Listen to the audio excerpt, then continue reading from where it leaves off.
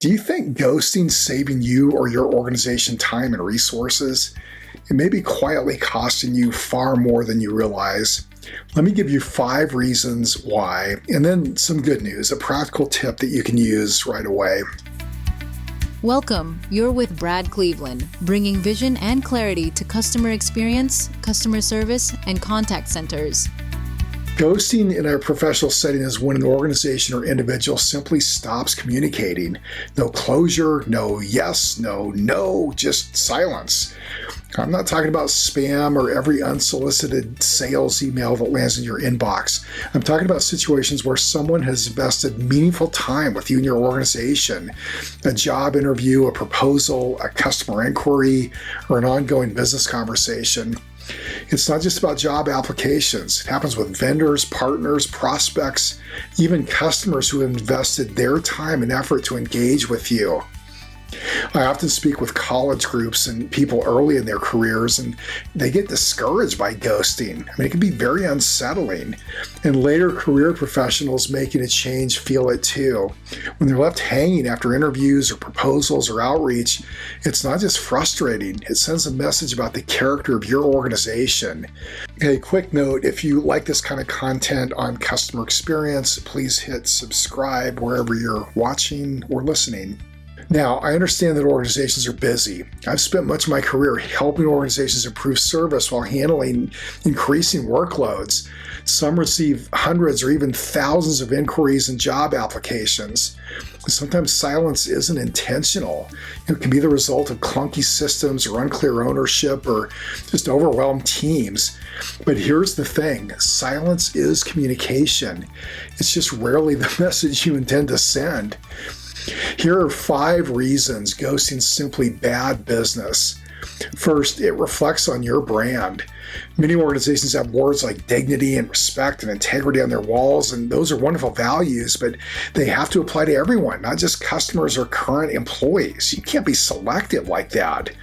Every interaction and every lack of interaction tells people what kind of organization you are. Second, it sends the wrong message to your employees. Culture isn't built by posters on the wall. It's built by what people see leaders do and reinforce every day.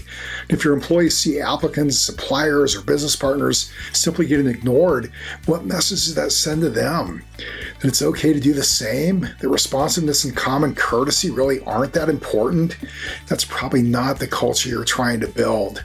Third, you're closing doors that you may wish you'd left open. Today's applicant may be tomorrow's ideal hire. Today's supplier may have exactly the solution you need next year. Today's consultant or speaker may be someone you hope to work with down the road. Relationships have a way of coming back around. Don't burn bridges you don't have to burn.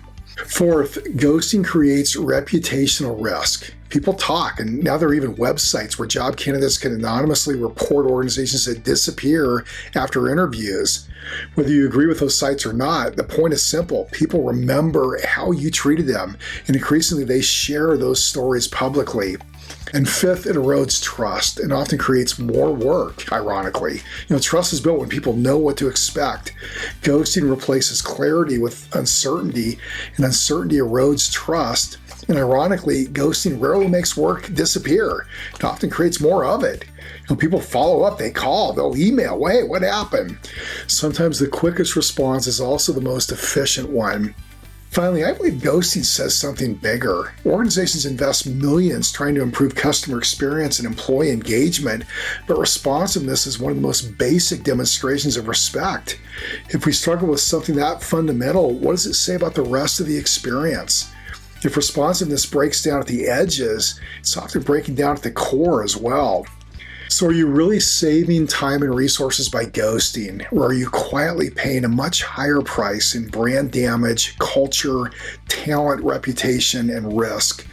Being responsive and closing the loop isn't just polite. It's part of building a healthy, customer-centered, people-centered organization. Now, here's the good news. There's no obligation to personally respond to everyone who reaches out to you or your organization, but you are responsible for the expectations you set. Establish expectations up front about when and how people will hear back, and use tools available today to help you keep that promise. AI, auto replies, whatever is appropriate and authentic and it's a fit for your organization, the situation. Closing the loop doesn't always require a long conversation. Often a brief response is enough. The problem never was that you owe everyone a personal reply. The problem is that silence with no expectation at all. A simple, clear no or we won't be moving forward is almost always better than silence. Ghosting's bad business. Closing the loop builds trust, and organizations that consistently build trust almost always outperform those who don't.